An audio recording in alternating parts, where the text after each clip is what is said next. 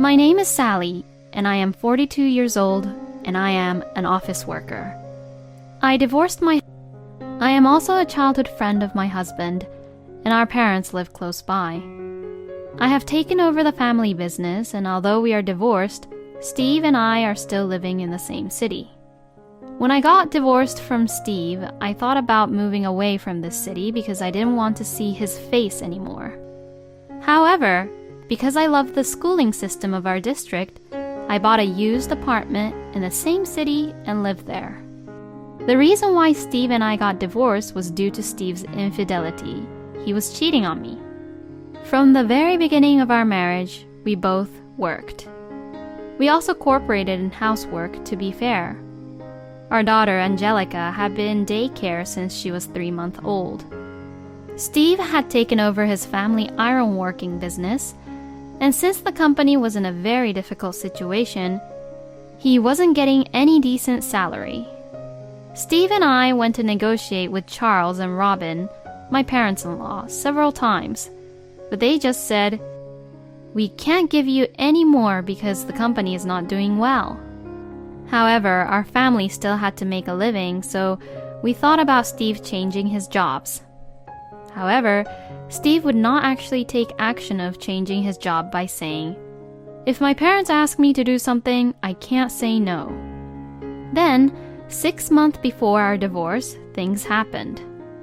When my daughter was in junior high school, I was put in charge of a new project at work.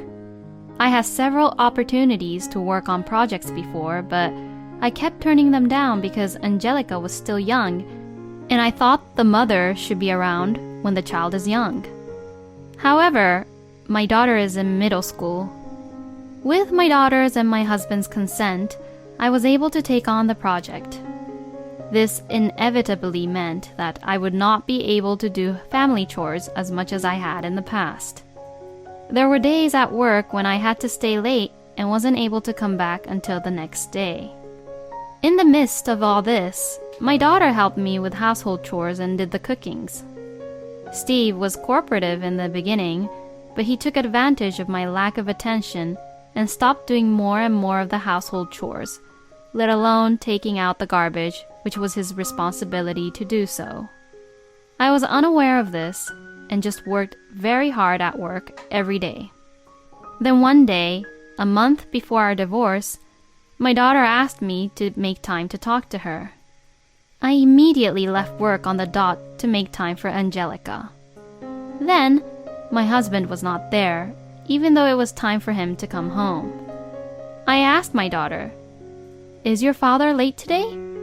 She replied, "Always. He always comes home just right before you get home." I was stunned. My husband told me that he eats dinner with our daughter every day. Since I always came home after 10 p.m., I relied on Steve to take care of Angelica. Then, my daughter started talking as if she had been keeping it all in for a very long time. She informed me that my husband comes back home after 9 p.m. very drunk every night. Dinner had always been prepared by Angelica and not Steve. Steve just always had his phone with him and was constantly texting and calling. I was very surprised at everything Angelica told me because I had no idea of this. I could not forgive myself for making my daughter feel this insecure at such an impressionable time in her junior high school years. I apologized to Angelica for not being able to notice this situation from before. I also told Angelica that I wanted her to leave this situation to me to handle from now on. Now, how should I talk to my husband about this? I should gather more evidence. As if I am trying to solve a problem at work, one task after another came to my mind to deal with this situation. Angelica said, "Mom, you should just get a divorce from him soon. I don't want a father like him. He wasn't a father to me." As she said this, Angelica was so determined to cooperate and gather evidences. My husband, who made my daughter feel like this, is my enemy at this point. I immediately planted a tablet in his car with the GPS turned on. We will continue living as how we just normally did until we have the perfect evidences for divorce. A few days later, my husband left for work saying that he had to work over the weekends. The GPS worked, and it did a very good job. Steve's car went in the opposite direction from his office and stopped in front of a very busy and popular cafe. I immediately went to the cafe and succeeded in obtaining photographic evidence. After the cafe, I followed Steve on the expected course and was able to get more good pictures for evidence.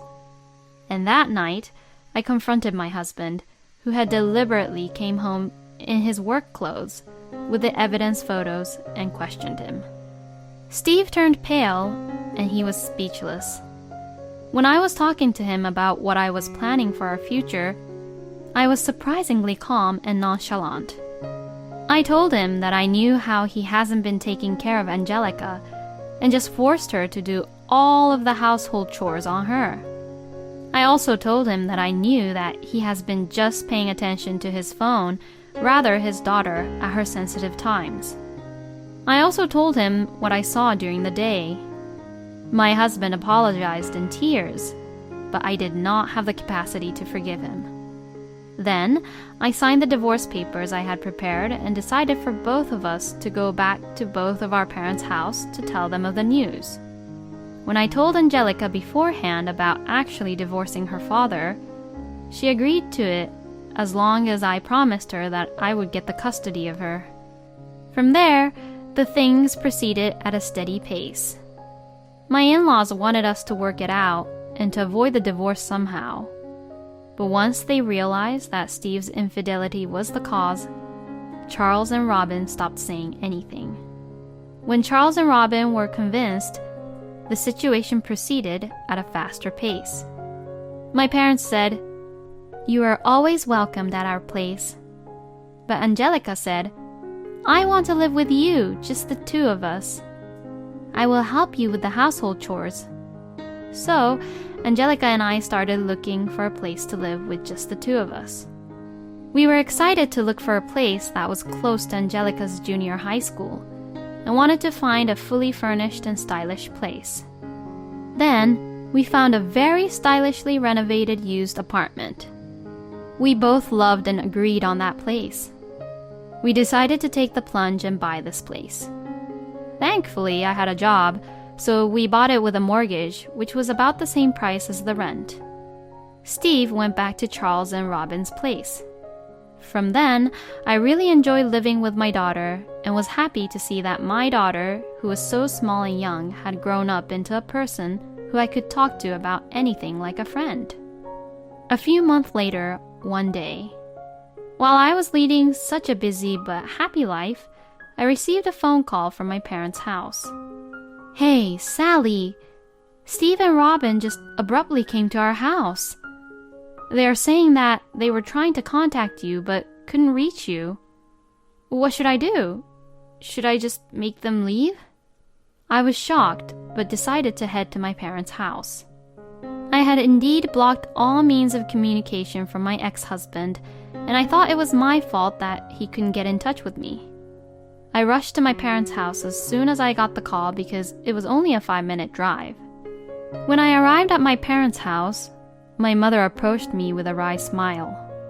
My mother said, "Hey, Steve came with Robin. What do they want from you now? They seem to have something on their mind." I was so surprised because neither your father nor I had any idea what was going on. I said, "I'm really sorry. I'll get them to leave right away." And as I said this, I went into the house. I entered the house and found the two of them sitting in the guest room behaving nicely. My father saw that I had arrived and spoke to them. "What can we do for you today? Even though I don't think there's anything we can do for you now." Then my ex-husband opened his mouth. Steve says, "I loaned your daughter Sally $20,000, so I want you to pay it back." I didn't know what he was talking about, and so I said, $20,000? I don't remember borrowing anything from you. My ex-husband replied with a disgusted look on his face. "What are you talking about? I lent you $20,000 for the wedding. You're a swindler for trying to overdraw that debt." As Steve said this, Robin, my mother-in-law, started to get on board. The wedding ceremony was for the bride, so that's a debt. No doubt in that. I was stunned and speechless. Then, my ex-husband went even more out of line. "If you can't pay back the $20,000 immediately, then you have to remarry me. If you remarry me, you won't owe me anything." As Steve said this, he put the marriage certificate in front of me. Then, my father, who is a very patient man, turned red. "I have been listening to this conversation quietly, but what you're saying is insane. Wedding fee is considered as a debt? That's the most ridiculous idea I've ever heard. Maybe you're so desperate for money that you think you have used your brain to the fullest to come up with this idea, but if you want to pick a fight with us, I'll be your opponent as much as you want. I'll see you in court." After saying this, my father tore up the marriage certificate which Steve has brought.